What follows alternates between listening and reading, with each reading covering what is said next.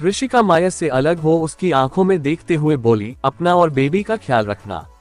बोलकर वो जल्दी से पीछे पलट अपने कदम डोर की तरफ बढ़ा देती है, पर तभी कोई पीछे से उसका एक हाथ पकड़ रोक लेता है। ऋषिका अपना सर हल्का सा घुमा अपने हाथ की तरफ देखती है जहां उसका हाथ माया ने पकड़ा हुआ था, जिसे देख उसकी आंखों से कुछ आंसू की बूंदें बह जाती है। माया ऋषिका के हाथ पर अपनी पकड़ कसते हुए बोला, इश्क भी क्या अजीब बीमारी है, जिंदगी हमारी है और तलब तुम्हारी लगी हुई है। इस दिल के धड़कनों की डोर हो तुम, छोड़कर गई तो तड़प कर मर जाऊंगा और मेरे पास रही तो शायद संभल जाऊंगा।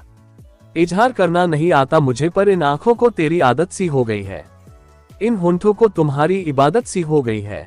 बोलकर माया थोड़ा सा नीचे झुक ऋषिका के हाथ पर अपने होंठ रख देता है। वही उसके ऐसा करते ही ऋषिका उसकी तरफ पलट कुछ पल उसे देखती है और फिर उसके पास धीरे से बोली, आप ही तो चाहते थे मैं यहाँ से चली जाऊं और जब जा रही हूँ तो। तभी माया ऋषिका की बात बीच में काट बोला, जब वजह पता है तो फिर क्यों जा रही हो? तुम्हारी बातें सुनकर ही समझ गया था, तुम्हें सब कुछ पता चल चुका है, फिर भी जा रही हो। अपने डेविल और कपकेक को छोड़कर रह पाओगी हमारे बिना? बोलते हुए वो ऋषिका की आंखों में देख रहा था। ऋषिका कुछ पल माया को देखती है और फिर बिना कुछ कहे उसके पास बेड पर बैठ उसके सर के पीछे अपना एक हाथ रख अपना फेस उसके फेस के नजदीक ले जाकर अपने होंठ उसके होंठों पर रख देती है। वही उसके ऐसा करते ही माया की आंखें अपने आप सुकून से बंद हो जाती है। ऋषिका धीरे धीरे अपने होंठ चलाते हुए माया को सॉफ्टली किस कर रही थी। वही माया बस अपनी आंखें बंद किए ऋषिका के होंठों को अपने होंठों पर फील कर रहा था। 5 मिनट बाद ऋषिका माया से दूर होने लगी थी, पर तभी माया उसके सर के पीछे अपना एक हाथ रख उसे अपने पास कर किस करने लगा था। उसके ऐसा करते ही ऋषिका एक पल के लिए अपनी आंखें खोल माया को देखती है जो अपनी आंखें बंद किए हुए उससे किस कर रहा था, जिसे देख दूसरे ही पल ऋषिका की भी आंखें बंद हो जाती है और वो भी किस में उसका साथ देने लगी थी। लगभग 10 मिनट बाद दोनों एक दूसरे से अलग होते हैं। माया का एक हाथ अभी भी ऋषिका के सर के पीछे थे।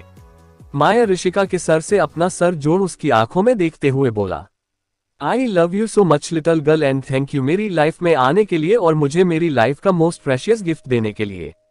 बोलते हुए उसकी नजरें बेबी पर थी। ऋषिका अपना फेस थोड़ा सा आगे कर धीरे से उसकी नोच पर किस कर बोली, बट आई हेट यू मुझे परेशान करने के लिए, इतना रुलाने के लिए और सबसे ज्यादा उस दिन मुझे हट करने के लिए। बोलते हुए वो माया की आंखों में देख रही थी। ऋषिका का जवाब सुनकर माया के फेस पर हल्की सी स्माइल आ गई थी और वो उसकी आंखों में देखते हुए बोला, बट आई लव यू और मेरे अकेले का प्यार ही काफी है हम दोनों के लिए, और रही तुम्हें परेशान करने की बात, वो तो मैंने अभी तक किया ही नहीं। एक बार तुम ठीक हो जाओ उसके बाद हर रात तुम्हें परेशान करूंगा, आफ्टर ऑल हमें क्रिकेट टीम जो खड़ी करनी है। बोलकर वो ऋषिका को आई विंक करता है। वही ऋषिका अपनी आंखें बड़ी बड़ी किए माया को देख रही थी जिसके होंठों पर अभी बड़ी सी शरारती मुस्कुराहट छाई हुई थी। ऋषिका माया को हल्का सा धक्का दे खुद से अलग करते हुए बोली, छोड़िए मुझे बेशर्म आदमी। बोलते हुए वो माया से अलग हो जाती। वहीं उसके धक्का देने से माया के हाथ में एक तेज दर्द की लहर दौड़ जाती है और उसके मुंह से एक हल्की सी आह निकल जाती है। वहीं उसकी आह सुनकर ऋषिका डांट से अपना फेस ऊपर कर माया की तरफ देखती है जिसके फेस पर दर्द नजर आ रहा था और अपने लेफ्ट हैंड को थोड़ा सा ऊपर किया हुआ था, जिसे देख ऋषिका जल्दी से उसके लेफ्ट हैंड को पकड़ नीचे कर उसे देखते हुए बोली, सॉरी मुझे नहीं पता था आपको पेन होगा, मैंने जानबूझकर नहीं किया। बोलते हुए वो उसके हाथ को अपने हल्के हाथों से सहला रही थी। वहीं उसके ऐसा करते ही एक बार फिर माया की आह निकल जाती है और वो अपनी आंखें खोल ऋषिका की तरफ देख बोला, आह लिटल गर्ल क्या कर रही हो, पहले मेरा एक्सीडेंट कर दिया और अब इस हाथ को तोड़ने पर लगी हुई हो। बोलते हुए वो ऋषिका की आंखों में देखता है जहां उसकी बात सुन उसकी आंखों में मोटे मोटे आंसू भर आए थे, जिन्हें देख वो जल्दी से बोला, here relax I was just a joking, मुझे कोई पेन नहीं हो रहा है। बोलकर वो ऋषिका के आंसू साफ करने के लिए जैसे ही अपना एक हाथ आगे बढ़ाता है, तभी ऋषिका गुस्से से उसका हाथ झटक देती है जिससे इस बार सच में माया की हल्की सी आह निकल जाती है और वो अपना फेस ऊपर कर लाचारी से ऋषिका को देखते हुए, ये लड़की तो पहले ही ठीक थी, पता नहीं इन 8 मंथ्स में इसमें किसकी आत्मा घुस गई जो ये भीगी बिल्ली से शेरनी बन गई। सोचते हुए वो एकदम से अपना सर झाटक ऋषिका को देखता है जो अपनी आंखें छोटी कर उसे ही घूर रही थी। माया अपनी एक भौं ऊपर चढ़ाते हुए बोला, व्हाट। बोलते हुए वो भी ऋषिका को घूर रहा था। ऋषिका अपने दोनों हाथ सीने पर फोल्ड कर उसे घूरते हुए बोली, आप अपना थोड़ा ख्याल रखना, कहीं ये शेरनी आपका ही शिकार न कर ले। बोलते हुए वो माया की आंखों में देख रही थी। माया ऋषिका की कमर पर अपना हाथ रख उसे अपनी तरफ खींचता है, जिससे ऋषिका का सर उसके सीने से आ लगता है। ऋषिका अपना फेस ऊपर कर माया के फेस की तरफ देखती है, जो उसे ही देख रहा था। माया ऋषिका के फेस पर आ रहे बालों को कान के पूछे करते हुए बोला, इस शेरनी ने तो कब का ही मेरा शिकार कर लिया था। ये दिल तो कब का ही आपके प्यार में घायल हो चुका है। बोलते हुए वो ऋषिका की आंखों में देख रहा था।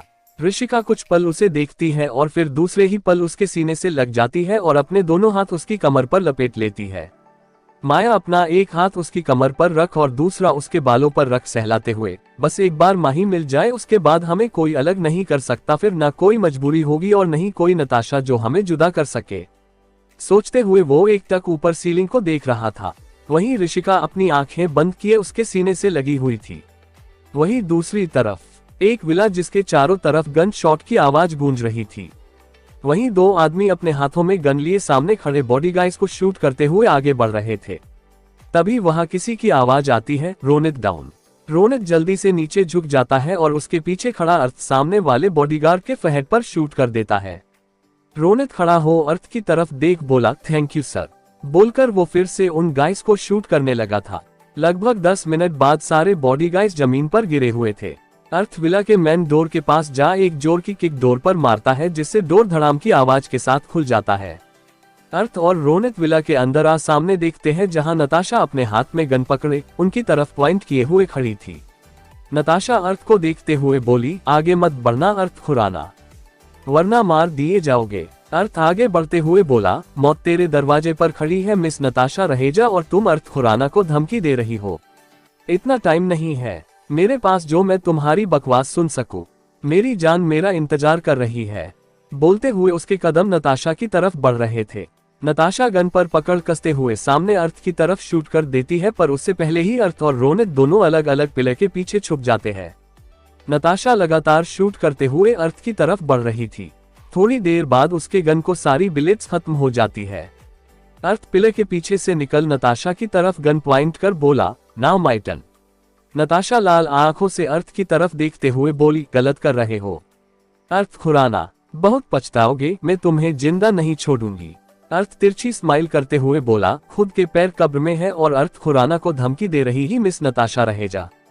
जो दूसरों के साथ गलत करते हैं उनके मुंह से सही का पुराण अच्छा नहीं लगता। बोलकर अर्थ नताशा के पास अपनी गन से उसके सर पर वार करता है। अचानक नताशा की आंखों के सामने अंधेरा सा छाने लगता है और वो वही अपना सर पकड़ बेहोश हो जाती है। थोड़ी देर बाद नताशा की आंखें धीरे धीरे खुलती है तो वो खुद को अपने विला में ही पाती है। वो इस वक्त चेयर पर बंधी हुई थी। तभी उसके कानों में किसी के शूज के टक टक की आवाज सुनाई देती है। नताशा अपना फेस घुमा साइड में देखती है, जहां अर्थ उसकी तरफ ही आ रहा था और वैसे वैसे ही सारी लाइट्स ऑन हो रही थी। अर्थ नताशा के सामने चेयर पर एक पैर पर दूसरा पैर चढ़ा बैठ बोला, व्हाट्सअप नताशा। नताशा गुस्से से अर्थ को देखते हुए बोली, मुझे यहाँ क्यों बांध के रखा है? बहुत गलत कर रहे हो, इसका अंजाम बहुत बुरा होगा। अर्थ तिरछी स्माइल करते हुए बोला, तुम्हारी मौत तुम्हारे सर पर खड़ी है, फिर भी मुझे धमकी देने की हिम्मत कर रही हो? नाइस। बोलते हुए उसके फेस पर अजीब सी स्माइल थी। नताशा अपने दांत पीसते हुए बोली, छोड़ दो मुझे, वरना फिर पछताने का मौका भी नहीं मिलेगा। अर्थ अपनी गन से खेलते हुए बोला, बात अगर मेरी होती तो छोड़ देता, पर बात यहाँ मेरी फैमिली की है। माही कहाँ है बता दो, छोड़ दूंगा। बोलकर वो नताशा की तरफ देखता है, जो उसे देख अजीब सी स्माइल कर रही थी। तभी नताशा जोर से हंसने लगती है। थोड़ी देर हंसने के बाद वो एकदम से रुककर बोली, माही का पता बता भी दूंगी तब भी तुम क्या कर लोगे? वो तो कल ही जब तुमने काव्या को मारा था तभी भगवान को प्रिय हो गई। कहा था ना, खून का बदला खून से पूरा होगा। मार दिया मैंने उस माही को, वो भी बड़ी बेरहमी से, जिसे देख किसी की भी रूह कांप जाए। सामने वो रूम देख रहे हो, उसमें ही है वो, जाओ जाकर मिल लो उसकी डेड बॉडी से। बोलकर नताशा जोर से हंसने लग जाती है।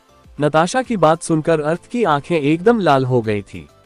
उसके हाथों और माथे की नसें उभर आई थी, जिनके चटकने की आवाज पास खड़े रोनित को भी सुनाई दे रही थी। वही रोनित का भी हाल कुछ ऐसा ही था। वो भी अपनी आग उगलती आंखों से नताशा को देख रहा था। अर्थ बिना कुछ कहे चेयर पर से खड़ा हो उस रूम की तरफ बढ़ जाता है और साथ में रोनित भी। अर्थ रूम का डोर ओपन कर सामने देखता है और सामने देखते ही वो अपनी आंखों को कस के बंद कर लेता है। अभी उसके हाथों की मुठ्ठियां बहुत जोर से कसी हुई थी। वही रोनित जो अर्थ के पीछे ही रूम में आया था, सामने देखते ही वो अपना फेस नीचे कर खड़ा हो जाता है। वही सामने फ्लो पर माही की डेड बॉडी गिरी हुई थी। अभी उसकी पूरी बॉडी एकदम नेकेड थी और उस पर वह सी दरिंदों की हुई हैवानियत साफ नजर आ रही थी, जिस पर कुछ जख्म ताजा थे तो कुछ बहुत पुराने जख्म बने हुए थे, जिन्हें देख एक पल के लिए शायद किसी बेरहम भी दिल पसीज जाए, पर उस पर अपनी हैवानियत दिखाने वाले लोगों के सीने में शायद दिल नहीं, उसकी जगह पत्थर था। अर्थ पीछे पलट अपनी आंखें खोलता है, जो इस वक्त खूंखार शेर की तरह धधक रही थी। अर्थ सामने नताशा की तरफ देखते हुए बोला, फीमेल बॉडी गाइज को बुलाओ। बोलकर वो कदम सामने नताशा की तरफ बढ़ा देता है। नताशा अर्थ की तरफ देख हंसते हुए बोली, मैं तो उसे और तड़पाना चाहती थी, पर साली बीच में ही। अभी उसने इतना ही बोला था, तभी उसकी चेयर धड़ाम की आवाज के साथ नीचे फ्लो पर जा गिरी। अर्थ ने उसकी चेयर पर जोर से किक मार नीचे गिरा दी थी। नताशा अपना फेस ऊपर कर गुस्से से अर्थ को देखती है। अर्थ नताशा के पास नीचे पंजों के बल बैठ उसकी आंखों में देखते हुए बोला, एक लड़की होकर दूसरी लड़की के साथ ऐसी दरिंदगी करते हुए शर्म नहीं आई तुम्हें? बहुत मजा आता है ना दूसरों को तड़पते देखकर, आज जब खुद जिंदा आग में तड़पोगी तब तुम्हें लोगों की तड़प का एहसास होगा।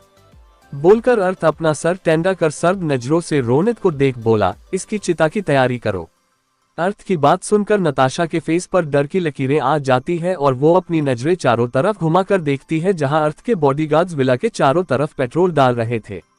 तभी 3 से 4 फीमेल बॉडीगार्ड्स वहां आती है।